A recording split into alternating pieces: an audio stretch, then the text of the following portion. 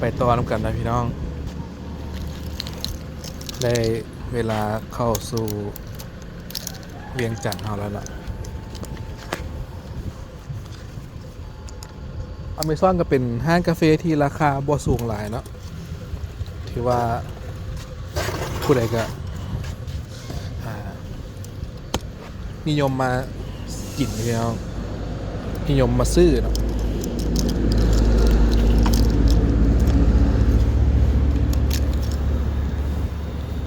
ตัวใส่ได้เด้อพี่น้องเด้อเดินทางไปต่อแล้วกันมุ่งหน้าสู่เวียงจันทร์บ้านเฮา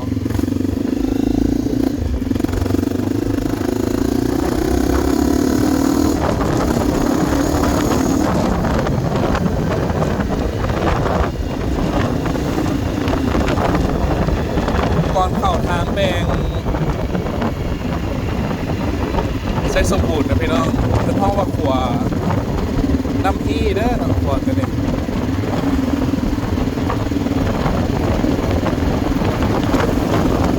ขัวน้ำพี่เนาะเส้นทางสิเป็นยังไงที่ตามไปน้ำกัน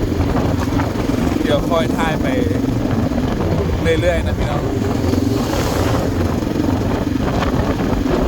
เพราะว่าเส้นทางจากกิโลเมตรที่71มาปักเซนี่มันโอเคแล้วเนาะแต่ว่าหลังจากกิโลเมตรที่71ไปนี่จะเป็นยังไงไปเบิ่งน้ำกันเข้าสู่เวียงจันทร์เนาะตอนนี้ก็ฮอดบ้านพระบาทแล้วนะพี่น้องบ้านพระบาทก็เป็นที่ตั้งของวัดพระบาทโพธิ์สันนั่นแหละเนาะเป็นวัดหนึ่งที่ชาวลาวเขาให้ความนับถือพี่น้องครับ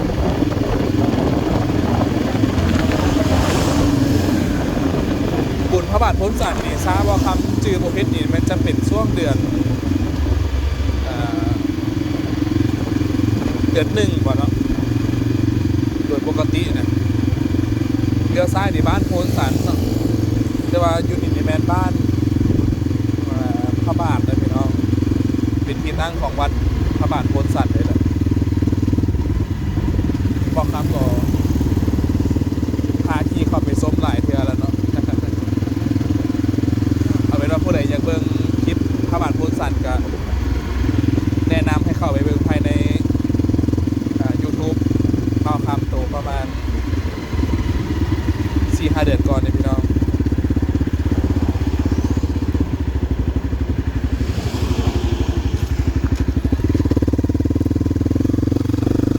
เดี๋ยวพาซองเมืองได้หนึ่งออกมาคืนเนาะในเหลียวมึงจะซื้อว่าเป็นได้ไหน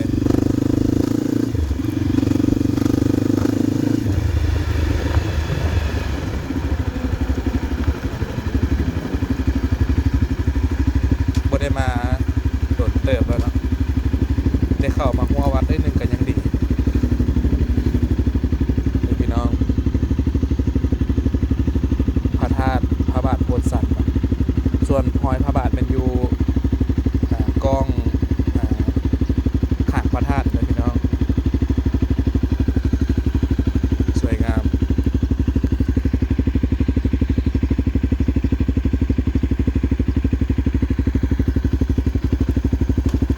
ท่านสิว่าแหละวัดนี้นี่ตั้งอยู่ถึงด่านหินนะพี่น้องเนาะตั้งอยู่ถึงด่านหิน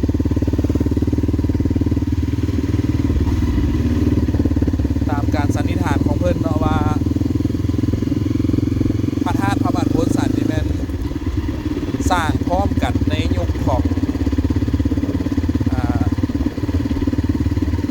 เจ้าอย่างเนาะว่าคำผมบ่ชื่อเด้อเจ้าเส้นถาบ่เนาะสร้างพระธาตุพนมเนาะสร้างพระธาตุสีโคตรบองสร้างพระธาตุพระบาทโพธิ์สันพร้อมกันว่าซั่นเด้เป็นอาณาจักรเดียวกันในสมัยก่อนบ่ได้แบ่งว่าเป็นไทยเป็นลาวเป็นหยังสินะน่าจะเป็นอาณาจักรล้านสร้างบ่เนาะพระเจ้าใส่เศรษฐาธิราชบ่เนาะประมาณนี้หรือว่าเป็นผู้ใดมีข้อมูลที่มัน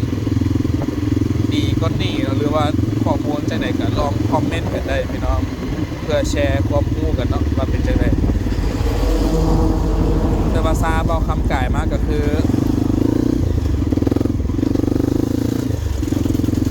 ซองเบิ่งคือสามพระธาตุนี้จะมีความ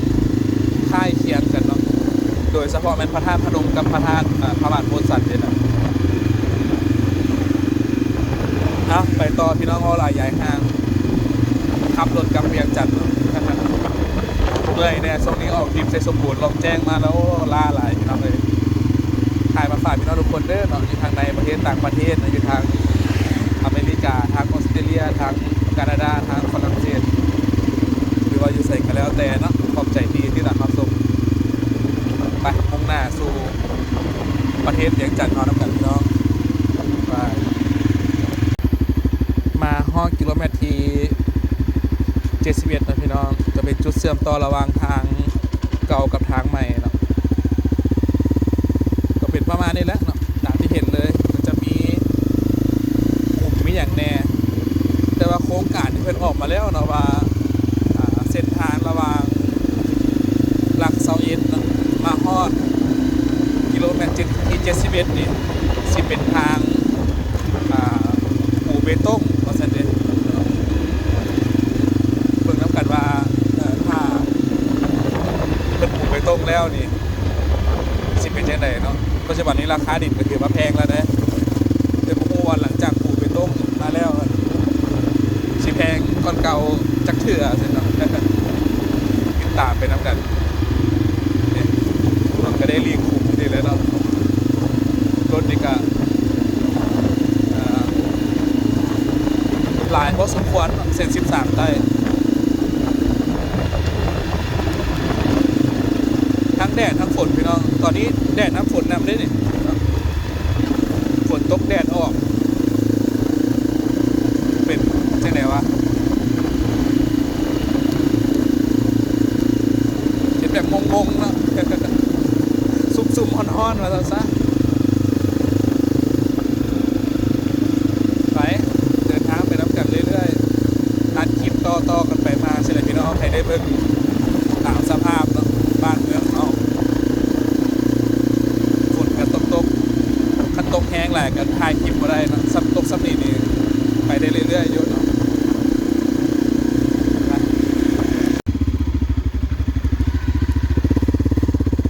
ต่อน้ำกันนะพี่น้องที่นี่แวปีได้น้อยหนึ่ง ตัวนี้เป็นก่อนสีฮอดทางแดงไปบ้านเกิดเนาะเส้นทางตัวนี้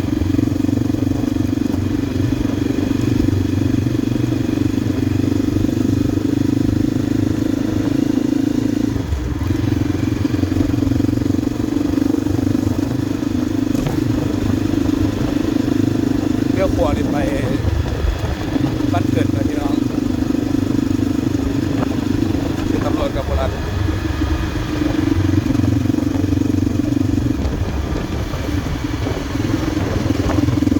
ตั้งกล้องก็จะเป็นคนหน่อยบ่เนาะเลยโบราณรถเมล์ท่าแขกสวรรค์ปากเซรถเมล์เขียวเลี้ยวขวาไปน้ำเปลี่ยนยอระบา15กิโลเมตรไปวัดบ้านท่าสร้าง32กิโลเมตรซอดไปพุ่นแล้วเนาะนางโอมนาตาลนะพี่น้องนางโอมนาตาลออกไปสู่บ้านไฮยอดบ่เนาะบอกคำชื่อผมผิดเลยเพราะว่าทางเส้นเมื่อกี้นี่เลี้ยวขวานี่ไปทางภูเขาควายบ้านภูเขาควายบ้านพระบ้านแอลคันประมาณนั้น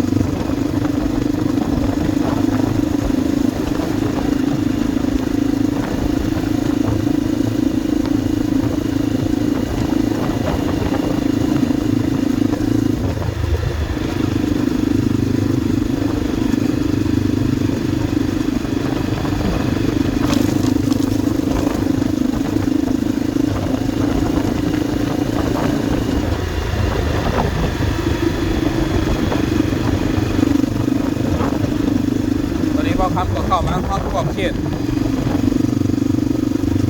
บ้านไห้แล้วเนาะ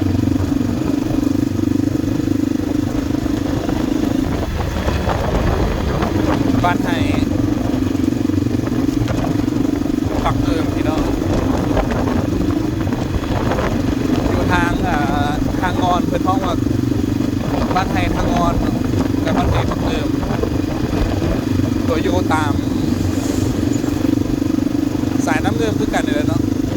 ต่างแต่ว่าอยู่คนละจุด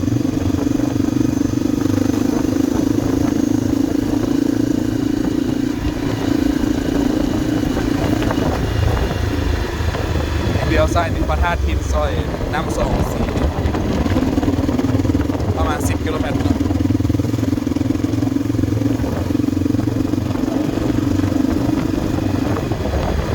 ที่จริงตำรวจจะรัดจุดนี้พี่น้องแต่เพิ่นย้ายไปรัดจุดทันเนาะเราบอกเข้าใจกันว่าเป็นอย่าง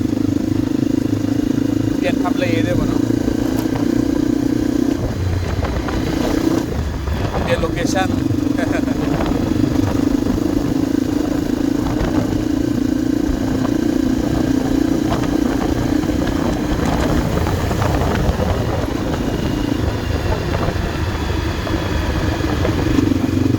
มากลินจีช่วงนี้โล25,000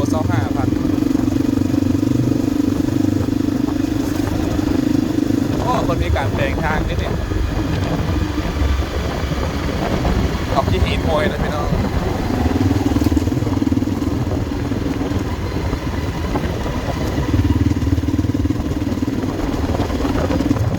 เอ๊ะอย่างมักต่อยใส่เราออกที่หินโอย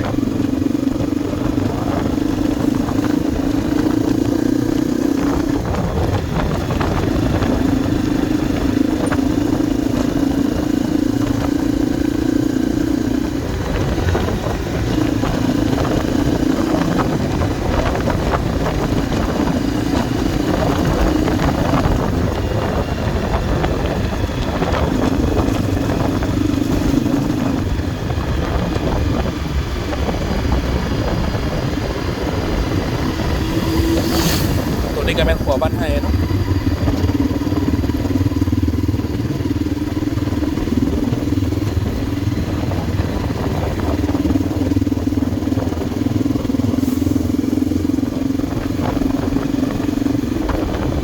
หรือเป็นเจ้าห้องในน้ำ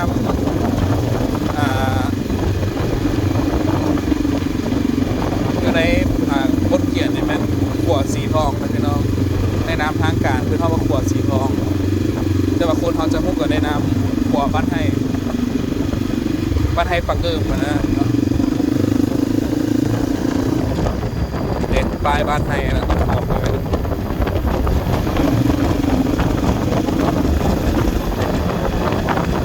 ประวัติปีละสนสีทอง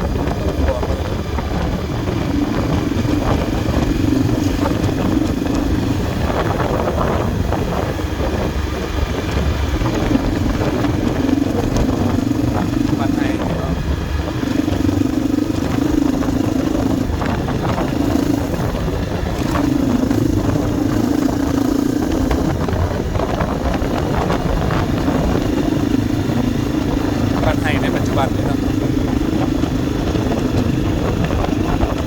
ควงอยู่เลยเป็นบ้านเก่าบ้านดังบ้านไฮ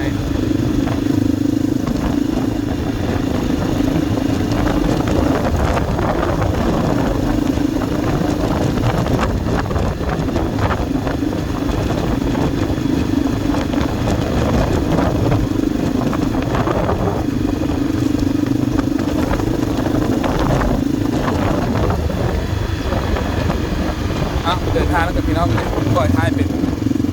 ระยะไม่ทำสมกันเนาะพี่น้องตอนนี้บอกคำก่อฮอดทางแวบ้าน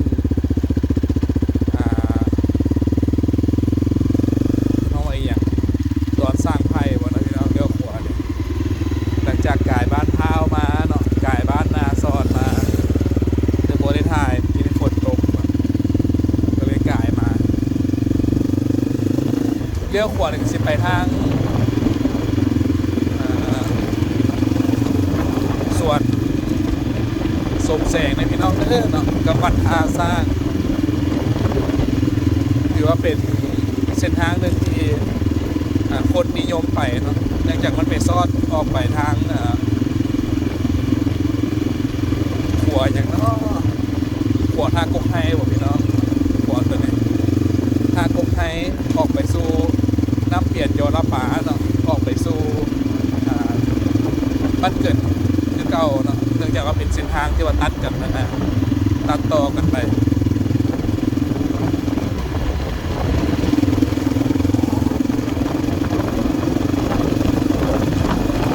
เป็นห้องว่าบริเวณบ้านโคกสานะพี่น้องสนามบินน้อยอยู่กับซ้ายมือสนามบินเกี่ยวกับเรื่องของยนต์น้อยวัฒนศาสตร์ยนต์น้อยโคกสา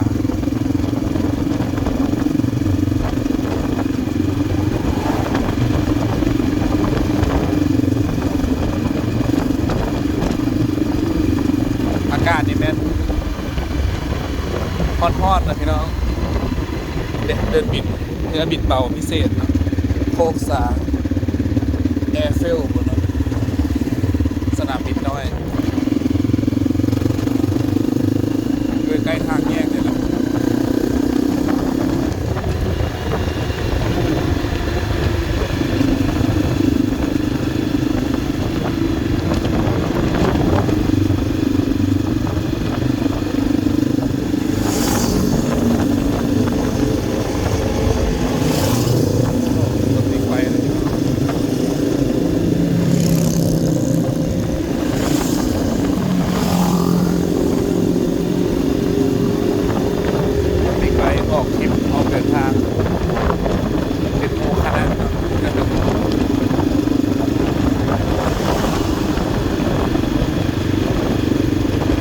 ข้ามไปใช้น้ำมันทางหน้าเดี๋ยวก่อนน้ำมันสิเบิร์ดแล้วเนาะ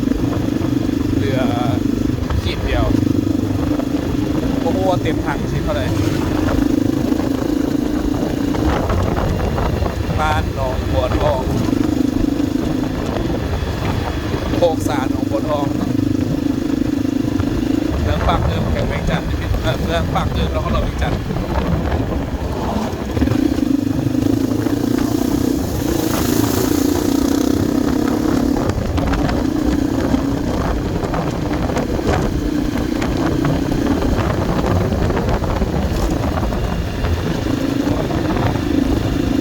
เลี้ยวซ้ายนี่ไปทางควยแดงเลยพี่น้องสินโมโนควยแดงออกไปเส้นแคปของมาแล้วเมื่อกี้นี้ทางแบ่งของบนออกเนี่ย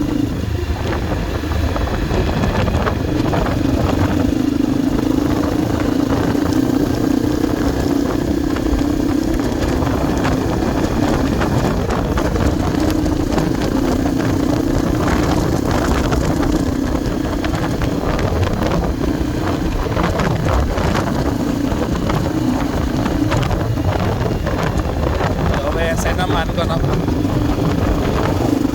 สิได้จูบเมื่อต้องใส่น้ำมันก่อน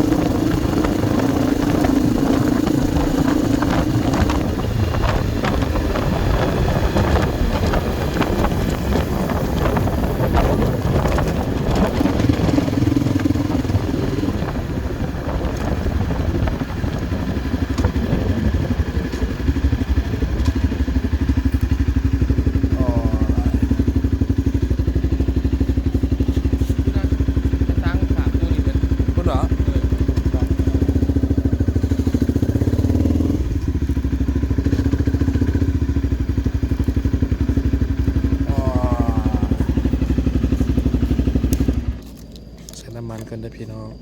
เต็มถังเด้อ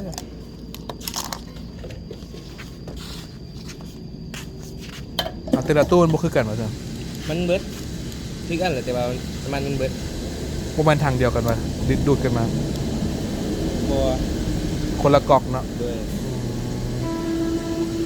ขี้ทิพออกทิพบ่นี่ทิพใช้สมบูรณ์บ่เป็นลายพุ่นนะเจ้าอยู่ไหนน่ะบอกเขาไปนั่นที่ปักซันที่ไปปักซันไอ้เพชรสมบูรณ์เป็นกลุ่มเดียวกันนะบอกเขาจะไปใช้น้ำมันเปล่าบ่กี่เกือบ200 คันนู่นนะเขาไปบุญบังไฟบ้านกล้วยที่บอก แสนซาวอ่ะนะแสนซาว โอ้มันดิล้นเลย คนล้นก็เอาซ้ำนี่ตัวซานมันกระโบลงเลยเนี่ยมันเต็มแล้วเนี่ย ผมกดบ่ายก่อนทำได้ เอากด โอ้อันนี้กดไม่ค่อยติดเลยนะ 119 ล้าน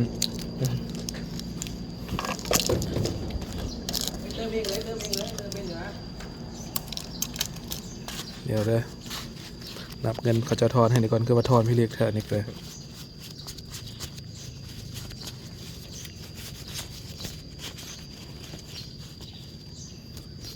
1 2 3 4 5 6 7 8 9 10อันนี้3,000เนาะ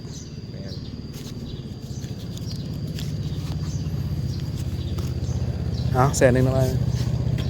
จบข่าวไว้รถ 1,100เอาไว้รถ ขอบใจเลย อ่า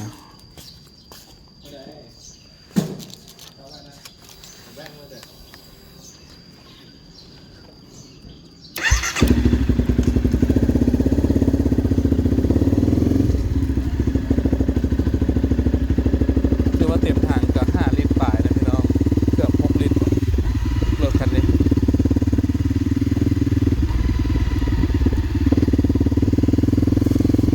โอ้ต้นไผ่คือว่างามเลยเนาะเป็นกำแพงเลยจุดนี้นะไผ่พงศธรคือว่ามีการตัดแต่งตลอดเนาะซะแล้วมันยางออกแล้วนะสมัยงามงาม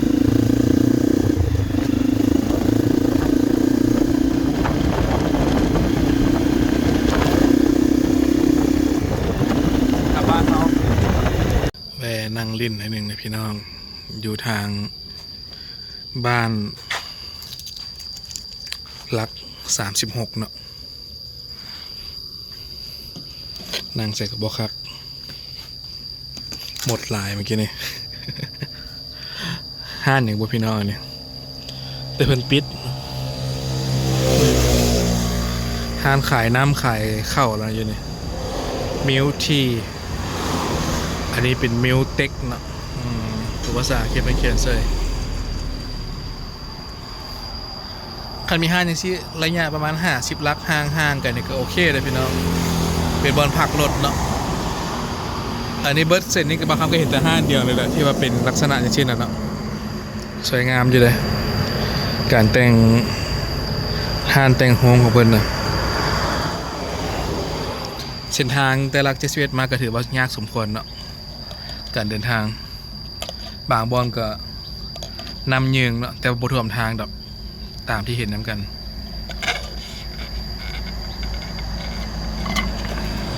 เมื่อยพี่น้อง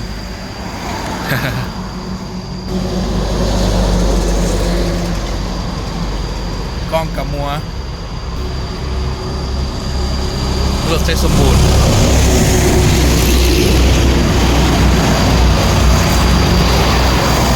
ออกมาพร้อมกันหากก็ฮอดเนี่ยเอานางดินกันเดี๋ยวก็เข้าฮอดเวียงจันทร์แล้วพี่น้องเหลือประมาณ10 กว่าลักก็ฮอดเส้นทางเบตงแล้วเนาะไปสบายแล้วไปนางลินหน่อยนึงอันนี้ก็บ่เคยในเทือกบอลนี่นะเนาะแต่กาดไปกามาก็มาฮอมนี่ก็เลย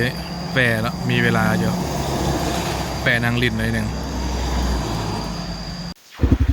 ตัวกำขวามือบอลนี่นี่เป็นทางเข้าศูนย์บำบัดขี้เหร่นะพี่น้องกำขวามือตัวนี้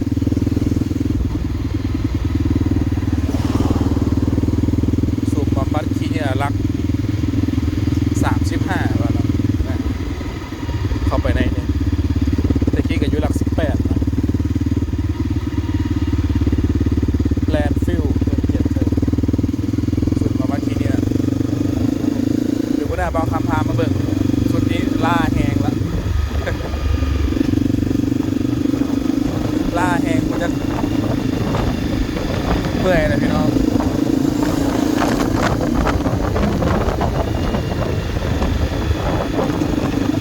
แต่เบิ่งจาก Google Map นี่เพิ่นก็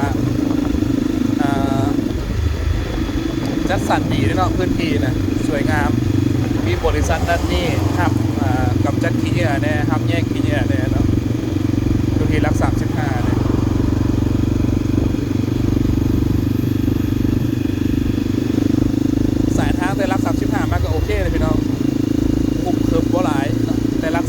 ไปฮอดหลัก71นี่ก็มีขุมพอประมาณหนึงเราสู่กันฟัง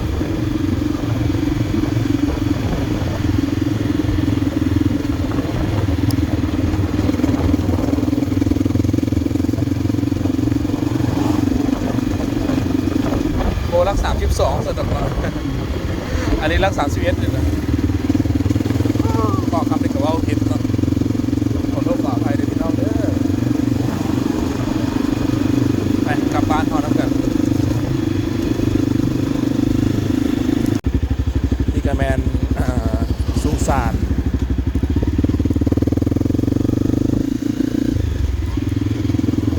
สุสานกันนำนะพี่น้องสุสานนักพบเก่าสั้นๆเนาะหลัก24กับขวามือเลยแหละผู้ใดเสียชีวิตมันก็เอามาป้าไว้นี่เนาะเปลี่ยนบอลเปลี่ยนยุคเปลี่ยนท่าทุกท่าน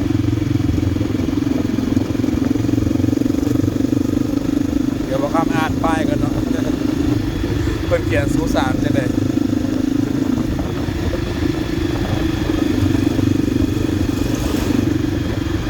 เพิ่นเขียนสิว่า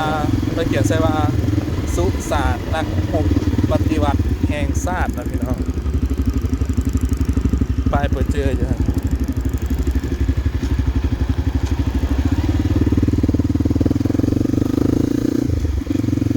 นักพบปฏิวัติแห่งชาติ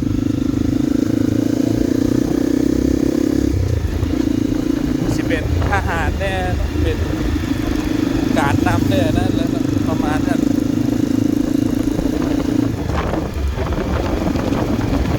ห้องวันหลัก24พี่น้อง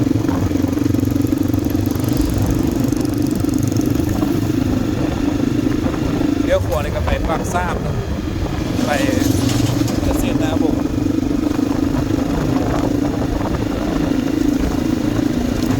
ไปซื้อกับเข้าในเมืองเลยพี่น้องหางกระสีมันห่วงแต่จังหน่อยหนึ่งเด้อ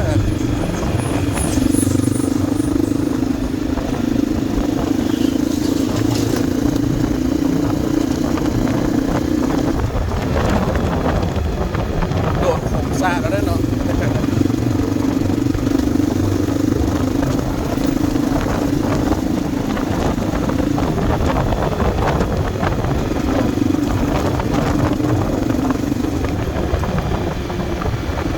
ออกกับซ้ายนี่คนหลายเลย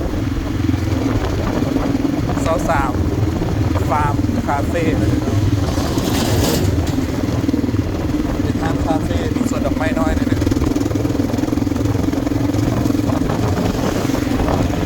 โอ้รถเข้าในเมืองคือหลายเนาะบัดนี้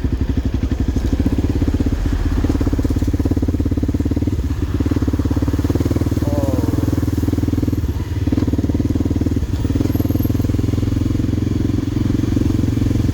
เส้นทางกันแห่งว่าดีอยู่นะพี่น้อง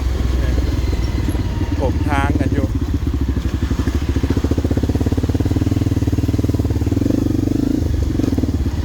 เลี้ยวซ้ายนี่เข้าไปนิคมอุตสาหกรรมและการค้าเวียงจันทน์โนนสะอาดเลยพี่น้องหรือว่าเขตโนนทอง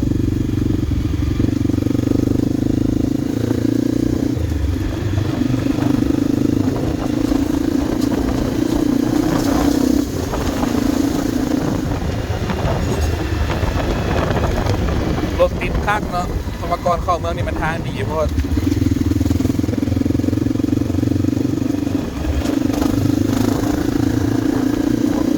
โมมาโครงการเพิ่นจะ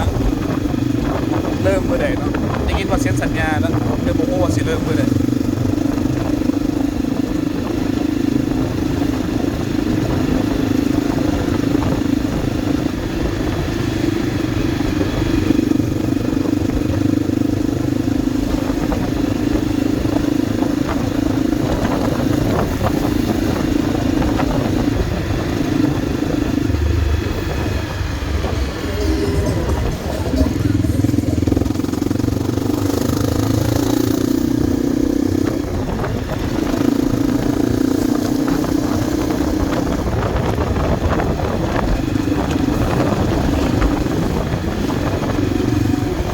ตหลักเซาเอ็ดนะพี่น้องเนาะตัวนี้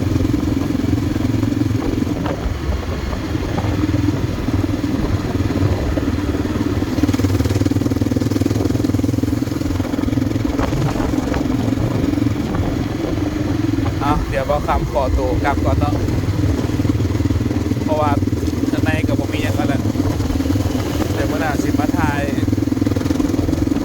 สัญญายให้ฟังกันแบบละเอียดพี่น้องตอนนี้เอาสำนีก่อนเนาะเอาเวลาเมื่อพักผ่อนก่อนเนี่ยทางเข้าตัวเมืองเอานะเนาะคุมเป็นคุมเนาะโดดเป็นโดดอยู่เนี่ย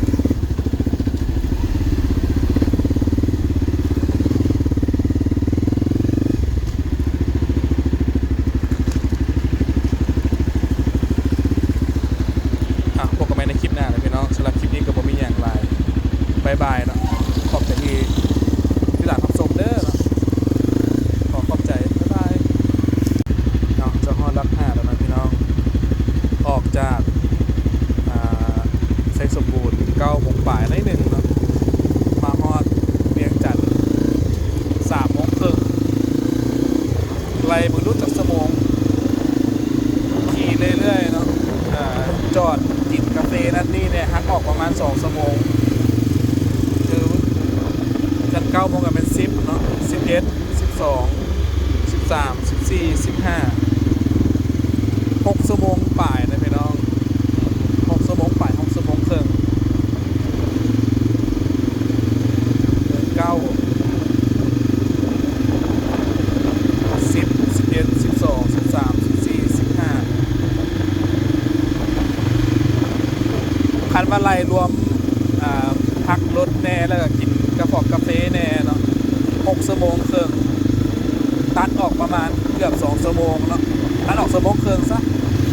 ก็ประมาณ5 ชั่วโมงตั้งแต่ไซสมบูรณ์เข้ามาเวียงจันทร์เลยพี่น้องระยะทาง200 ปลายหลักเนาะเอาเป็นว่าพบกันใหม่ในคลิปหน้านะพี่น้องสำหรับคลิปนี้ก็ผมมีอย่างหลายพามาเบิ่งบรรยากาศเส้นทางเวียงจันทร์เนาะไปสู่ห้วยหม้อไปสู่ท่าเรือนาตู้เนาะท่าเรือหลักเซาซีแล้วไปนาตู้ซะเนาะจากนาตู้ไปน้ำย้อนไปลองแจ้งมาที่ไซสมบูรณ์ไปวังน้ำเขียวไปภูหัวโลดไป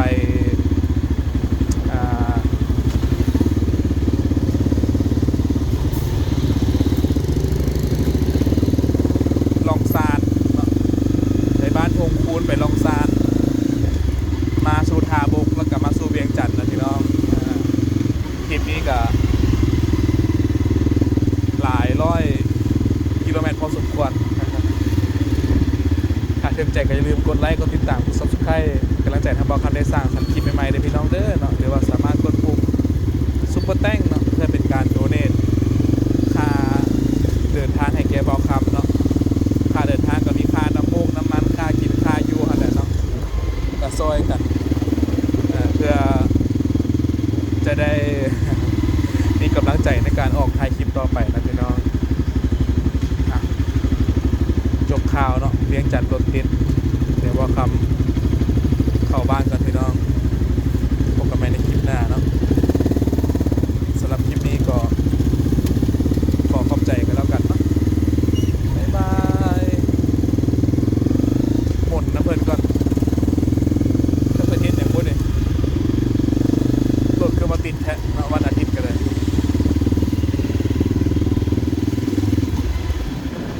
โอ้ยารถเทปูนคันเดียวเลยเนาะมันยากมวยเทปูนกันเลย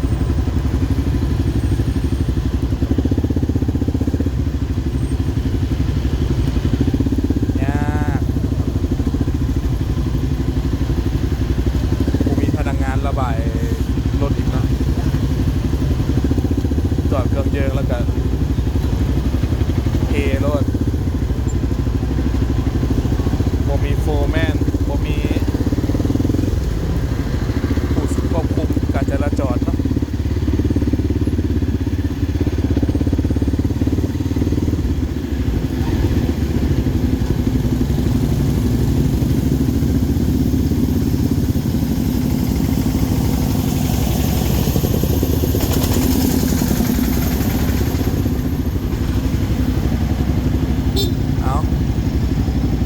หน้าอีกมาเลยนะข้างหน้าเห็นอย่างนอกประเด็น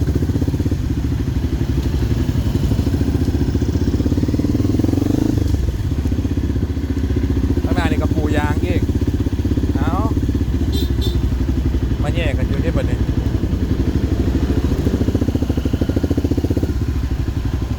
เด้ทางบนทีกับมาปูแล้วพี่น้องยากปูขนาดทุกคนไปปูทางปูคูนพุ้นเนาะมาปูยังอยู่เนี่ยทางยังดีๆอยู่สมพอรถติดทันแล้วเนาะ